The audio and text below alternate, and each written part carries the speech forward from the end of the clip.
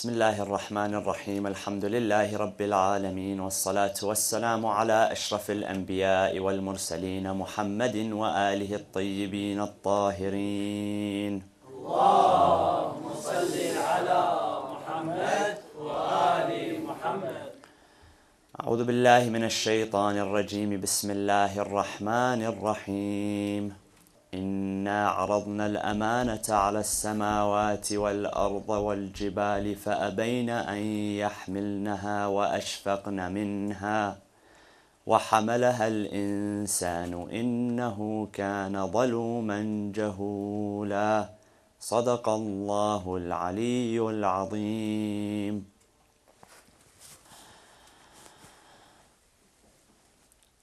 The Islamic philosophy on life and death is that you are born alone, you will die alone, and you shall be resurrected alone. And the Quran describes to us the details of resurrection.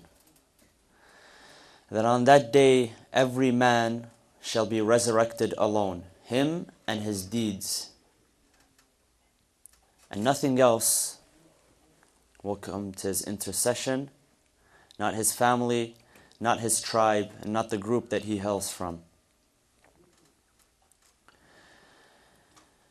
Every man is created equal, not identical, but equal. But our deeds are neither identical nor equal. Each one of us, our deeds are specific to the responsibility that Allah subhanahu wa ta'ala has endowed us with. Every single person in this life has their own responsibility, and they are held accountable towards this responsibility.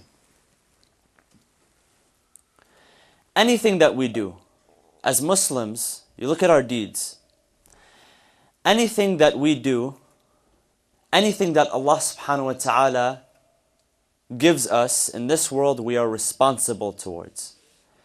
If you look at all Muslims, you take all Muslims share common responsibilities. Prayer, establishing prayer, is a common responsibility of every Muslim. Fasting is a common responsibility of every Muslim. However, there are responsibilities which are endowed to people whenever Allah subhanahu wa ta'ala blesses them with something extra. For instance, a person who is given wealth has extra responsibility. A person who does not have wealth is not responsible in paying zakat or khums, whereas a person who has extra wealth is endowed with the responsibility of paying charity, of paying zakat and khums. A person, for instance, who is given health must spend his health in an appropriate manner, and he is accountable towards this health that Allah subhanahu wa ta'ala has blessed him with. A person who has time, a person who has energy. The point is that all of these things you are asked about on the Day of Judgment. And you are asked of nothing, not about your family, not what family you came from, or what company you worked in, or what university you studied in. It's about you and your deeds. So there's a common responsibility which is shared among all Muslims. And then there are responsibilities which are endowed to a person based on his status. For instance, we have moral responsibilities, not only religious responsibilities, but moral responsibilities. The father of a household has a moral responsibility towards his wife and his children. The mother has a moral responsibility towards her husband and children. A president has a moral responsibility towards the people he represents. A prime minister, a king, has a moral responsibility towards his subjects. A prophet has a moral responsibility towards the people he guides. And that responsibility creates a certain level of accountability. And that's why Allah subhanahu wa ta'ala, for instance, when He addresses the Prophet Muhammad sallallahu alayhi wa sallam in the Quran, He addresses him by different terms, by different names, by different attributes. And He outlines to him his responsibility. Bismillah ar-Rahman ar-Rahim. Ya ayyuhal muzammil, qum al-layla illa qalila, nisfahu aw inqus minhu qalila, aw zid alayhi warattil al-Qur'ana tartila. He tells the Prophet, because he is a prophet, that do not spend your whole night sleeping. Take away from some of that sleep and dedicate it to worship. Now, one of the things that we know is that the Prophet, when it came to his acts of worship, had a different responsibility. Not only was his responsibility to establish the 5 daily prayers, but it was also his responsibility to establish the nawafil, the recommended prayers. Our responsibility is not to establish the recommended prayers. But the Prophet used to pray those recommended prayers, 51 rak'ah in a day. Whereas we do not pray even half of that. It's not our responsibility. Now why? The reason is because he is a prophet. And if Allah subhanahu wa ta'ala has sent him as a guide and as a person to encourage us to pray extra, then it becomes his responsibility to do so. When Allah subhanahu wa ta'ala speaks to the wives of the Prophet, He tells them that their responsibility, because they are the wives of the Prophet, is different. يُضَاعَفْ لَهَا الْعَذَابُ ضَعْفَيْنِ. He tells them that their punishment is doubled. Why? Because people look up to them as the wives of the Prophet. So anything which is extra wealth creates extra responsibility. Extra health creates extra responsibility. The status that you are given, a higher position, higher status, that creates a responsibility. Even your knowledge creates a responsibility. The more knowledge you have, the more you are required to spread and disseminate that knowledge. And the hadith tells us, the ahadith tell us, that you are asked about what you learned. On the Day of Judgment, you're asked about what you learned in this life and how you spread that knowledge. You have a responsibility towards spreading that knowledge. Even when it comes to our intellect, a person with a higher understanding has more that he is responsible towards. And knowledge and intellect plays a very vital role in our responsibilities, in our obligations. I'll give you an example. When it comes to Islamic laws, how are Islamic laws formulated? What process do Islamic laws go through before they are established and decreed as a law that a person must abide by? Is it that God just writes a law and He decrees it in the Quran and that's it, we have to follow it? Or is there a process behind it? Our scholars in our school of thought have said that a law, an obligation, goes through a certain process before it is established as a law. The first is that law has to have harm or benefit in order for there to be a responsibility towards it. I'll give you an example. When you look at alcohol, we know that alcohol is prohibited, correct? Now, in order for alcohol to be prohibited, we believe that Allah subhanahu wa ta'ala, before He has decreed that alcohol is prohibited, that there is a harm in it. Al-maslaha wal-mafsada. All of our obligations are based on harm and benefits. Meaning that it has to truly have a harm in it in order for it to go through that process where God decrees it as a law that you must refrain from consuming alcohol. Likewise, when it comes to the prayers are not established if there is not benefit in it. So first there has to be benefit in it. Fasting is not established if there is no benefit from it. There has to be a real benefit from fasting, stage 1, before the law is even written. Just like when a law is written here in Canada or in the United States, when it's written, when it's prepared in the United States, first prepared by Congress, and then it has to go through a certain amount of steps before it can be brought into law. Before the law can be placed into effect, it has to go through the Supreme Court, it has to go through the President of the United States. There are processes that it has to go through before it can be established as a law. Likewise, the laws of God are like this. There are certain processes. So the prayer, for instance, it has an actual benefit in it. That's why it's decreed and established as a law. Drinking alcohol has a real harm in it. That's why it is decreed as a law. When it comes to alcohol, Allah subhanahu wa ta'ala says this explicitly in the Quran, that when it comes to alcohol, there are benefits and there are harms. Now, science tells us that there's some sort of benefit to drinking alcohol. If it's done in moderation, that some forms of alcohol can benefit the human being. It's good for the heart, it's antioxidants, it does this and does that. Well, the Quran doesn't say that, no, it does not have any benefit. Rather, Allah tells us that there are benefits and there is harm. But the harm outweighs the benefits. And that's why it continues through that process. It is decreed and that it is established as a law. That's the first process, where it has either harm or benefit. The second is that when it is actually decreed, and our scholars, they debate amongst themselves whether a law goes through 3 stages or 4 stages. The details are irrelevant. But the second is that when that law is actually decreed, when it's actually written.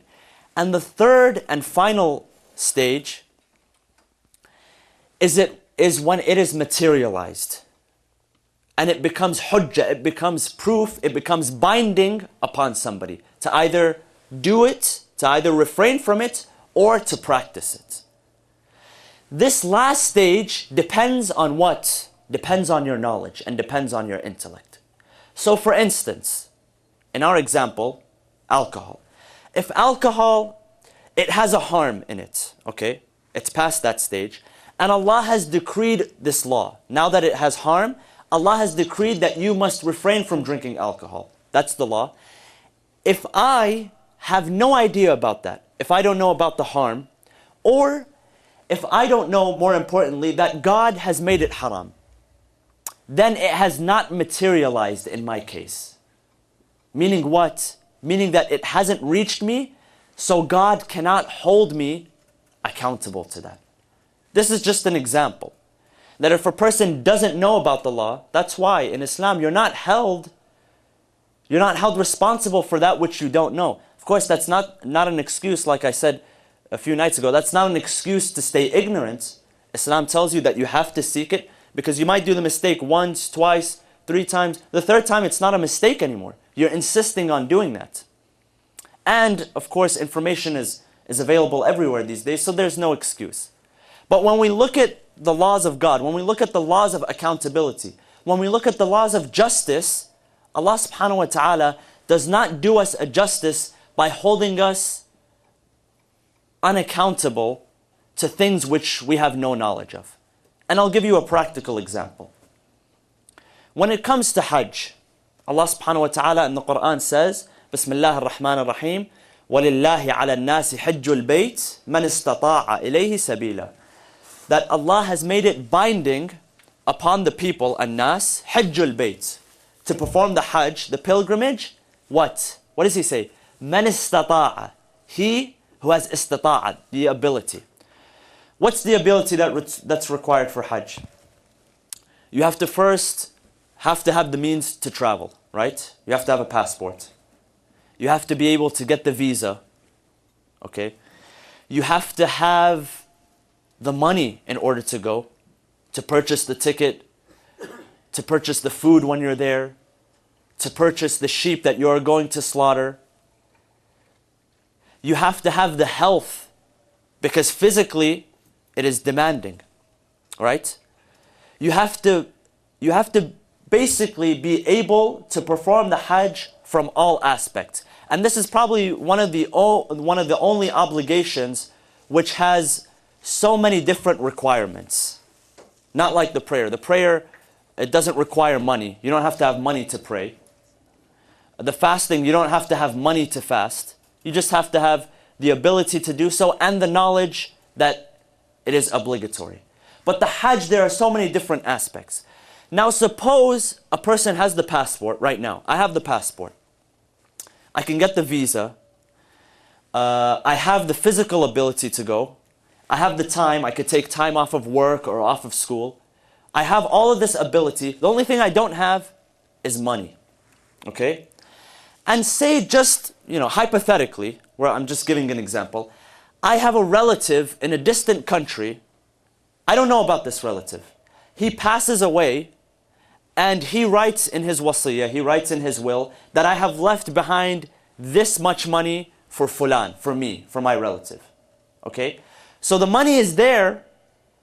What does that do? That creates istita'a, ability. However, I have no knowledge of that money. I don't even know that that money exists. I don't even know about this relative who lives in another country. Now, can God hold me accountable on the Day of Judgment and said, you had the ability to perform the Hajj, but you didn't? No. Why? Because all of those things were there, but they were not in my reach. And in order for something to be counted as ability, it has to be within your reach. Even if that means it is in your intellectual reach. Meaning what? Meaning you have knowledge of that obligation. So everything, our wealth, our health, all of these things, they create obligations and responsibilities. Our status, who you are in society, that creates an obligation. And Allah subhanahu wa ta'ala will ask you of that responsibility or of that obligation on the Day of Judgment. And I'll give you a very practical example. As a Muslim living in the West, here you're a minority. When people look at you, and this is what happens in the media, they won't look at your deed. They'll say, oh, look, it's a Muslim who, for instance, who stole. They won't say, it's a case of larceny, or it's a case of theft, for instance, or a case of burglary, or a case of domestic assault. They'll say that it's a Muslim who committed this, right? So the focus, the spotlight is that you're a Muslim. What does that mean? That means you have a status in society. That people are going to look to your actions. Unfortunately, this is how it is. But as a minority, you have to deal with these things. So as long as you have that status, what does that mean? That means that there's a responsibility towards that status, that position that you hold, and that is a Muslim living in the West. That's why we tell people to be careful not only of your actions, but of your appearance. Young Muslims, and even older Muslims, but especially young Muslims, with the way they dress, with the colors that they wear, with the way that they do their hairstyles. All of this, there's a responsibility towards it. Why? Because this is a special status that has been given to you. And Allah subhanahu wa ta'ala asks you about this status. He asks you about this obligation. So now that we've established this, that anything that you have, you are responsible towards. And especially your knowledge and your intellect. That plays an important role of what materializes for you and what Allah subhanahu wa ta'ala can hold you accountable towards. Now, are there exceptions to these rules? Yes, there are exceptions to these rules. Allah subhanahu wa ta'ala says in the Quran, Bismillah ar-Rahman ar-Rahim, إِلَّا الْمُسْتَضْعَفِينَ مِنَ الرِّجَالِ وَالنِّسَاءِ وَالْوِلْدَانِ الَّذِينَ لَا يَسْتَطِيعُونَ حِيلَةً وَلَا يَهْتَدُونَ سَبِيلًا. He says that one of the exceptions to these rules of accountability are whom? Al-mustad'afin. And the word mustad'af comes from the word ضعف, weakness. Or not weakness, but more inability. People who are unable. Meaning what? Meaning intellectually, they're unable. In terms of wealth, they are unable. In terms of status, they are unable. Unable meaning what? Meaning it doesn't exist. It's not there. So the question is that, okay, well, if you're held responsible towards everything, well, what if you don't know? You literally don't know. Some people, they live in villages. They live in places where there's no communication. They have no knowledge of anything. How is God going to judge those people? Well, the ayah addresses these people. Al-mustad'afina min al-rijali wal-nisa'i wal-wildan. These are the people who are unable, who have no access, no ability to knowledge. Now, as theoretical as this idea is we need to speak on practical terms. If you look today in the world, is there anybody who does not have access to knowledge? Practically, on practical terms, that doesn't really exist anymore. You know, these days there are even foundations that, these days you can get Wi-Fi wherever you want, right? You can go to your college and you get Wi-Fi, you go to the coffee shop, you get Wi-Fi, you go to a village in Africa and you'll find Wi-Fi, right? The means are being established day by day. So on practical terms, we cannot say that everybody falls under this category of inability, mustad'af. Why? Because of the technology that exists today. This is number one. Number two, there are some things, when it comes to our religion, common sense dictates that we prohibit or refrain from these things before religion. And this is what we refer to as fitrah. What is fitrah? Fitrah refers to your disposition. And Allah speaks of the fitrah in the Quran. فطرة الله التي فطر الناس عليها لا تبديل لخلق الله. He says that every human being is born with a disposition, an understanding.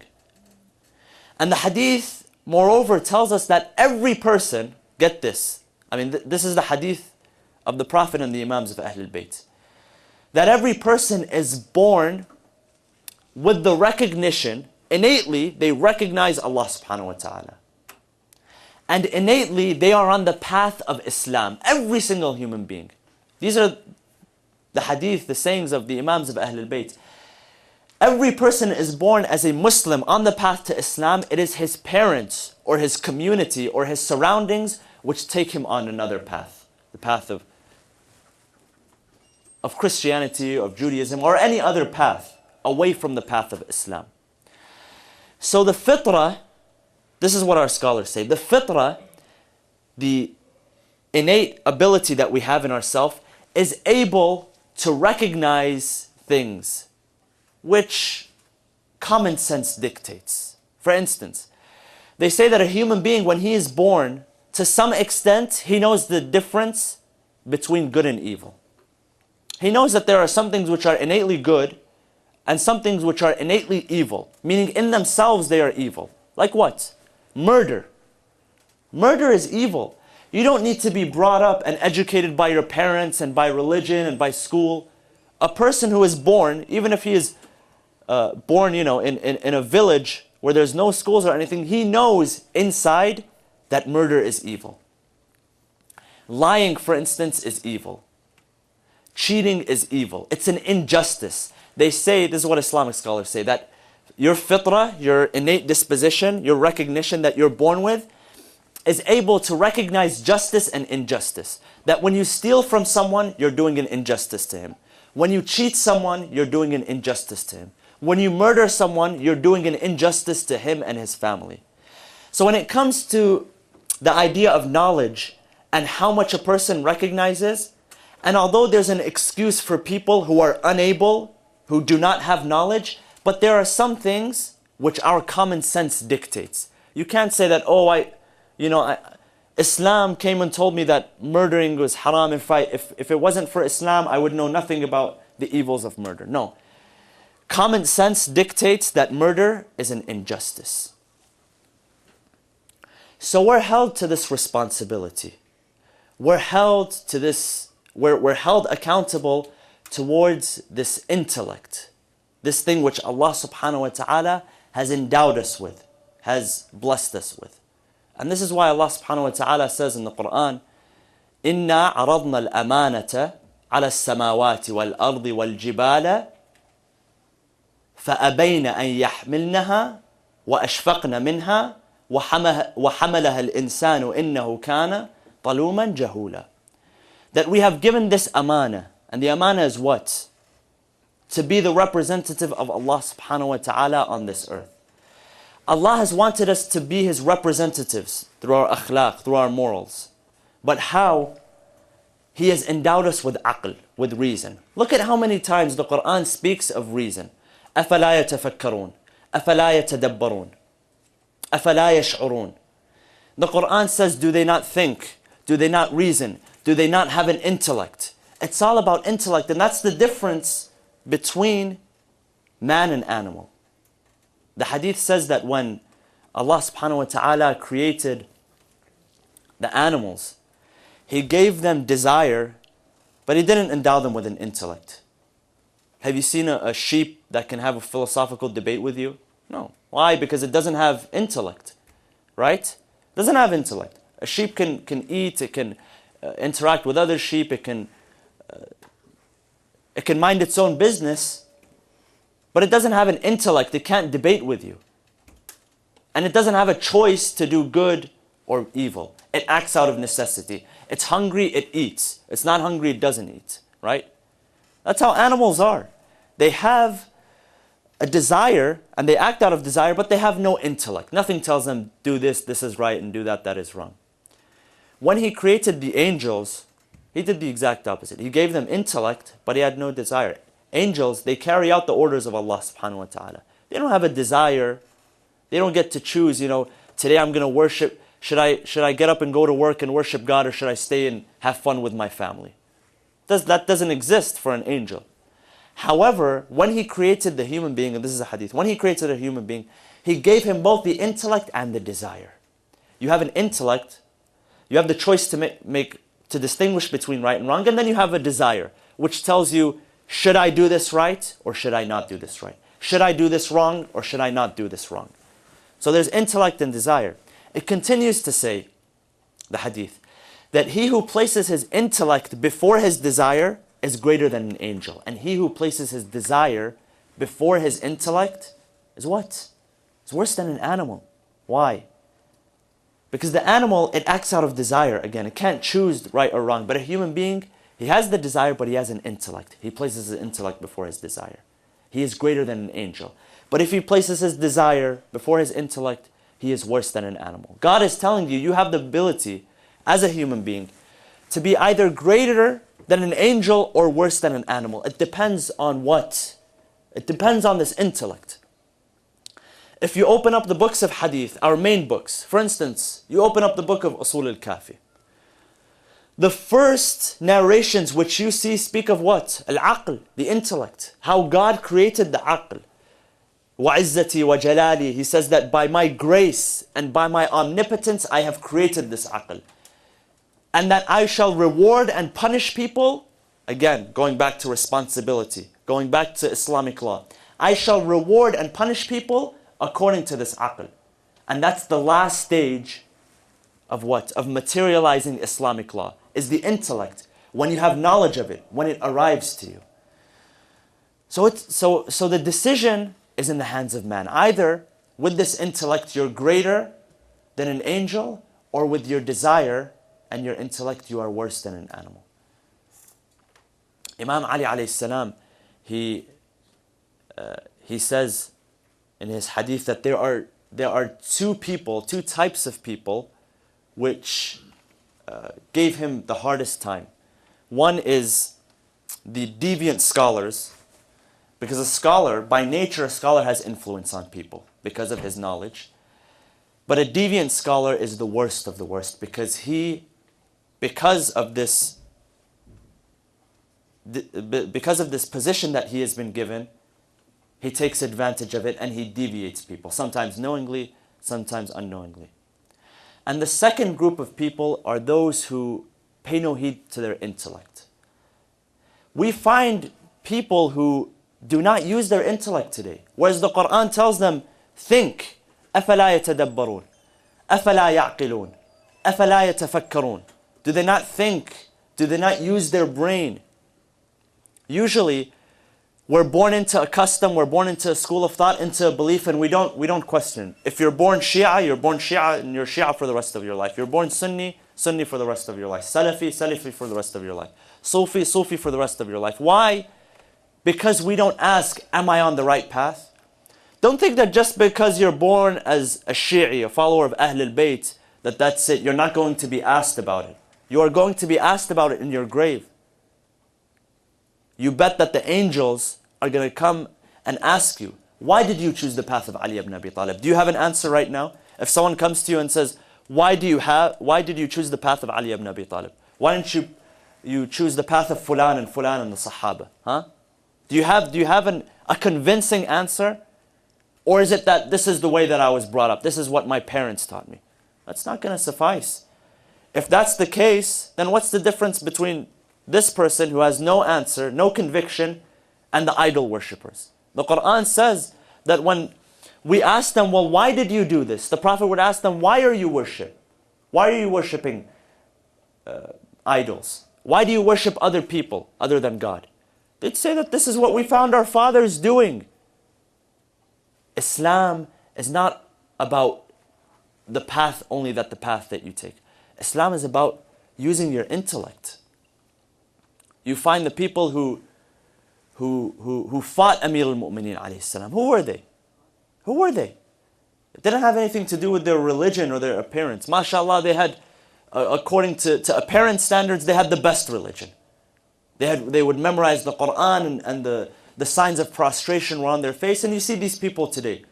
Islam is da'wah, akhi, ukhti, the long beard and the short robe. That's what Islam is. That's not what Islam is. Islam is the intellect. Use reasoning.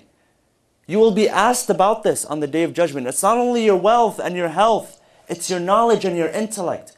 And this is what distinguishes, or should distinguish at least, the followers of Ahlul Bayt alayhimus salam from other people.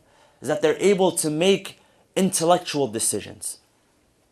They have a conscience, they have a dhamir. They know how to distinguish between right and wrong. This person, he conquered this country and he conquered that country and he did this for Islam and that for Islam. If that person, his foundation is not proper, and when I speak of his foundation, his relationship with Allah and his relationship with the Prophet is not proper, then not only is that not worth anything, his accomplishments, but his accomplishments are more likely to destroy and negatively affect the people who are following him and the people who are around him. See, that's the difference between us.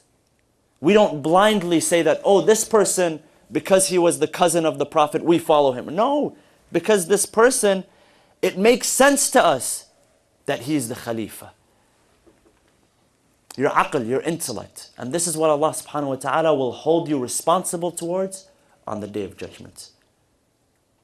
Not only your wealth and your health and how you spent your time and how you spent your energy, your knowledge and your intellect. Let us ask Allah subhanahu wa ta'ala that in this holy month, since we are in the spirit of fasting and since we are reflecting on our souls, on our intellect, that He opens our minds, that He opens our intellects and allows us to be better servants of Ahlul Bayt alayhimus salam. Bismillah ar-Rahman ar-Rahim. اللهم اغفر للمؤمنين والمؤمنات والمسلمين والمسلمات الأحياء منهم والأموات تابع بيننا وبينهم بالخيرات إنك مجيب الدعوات إنك قاضي الحاجات إنك على كل شيء قدير برحمتك يا أرحم الراحمين وصلى الله وسلم على سيدنا محمد وآله الطيبين الطاهرين. اللهم صل على محمد وآل محمد.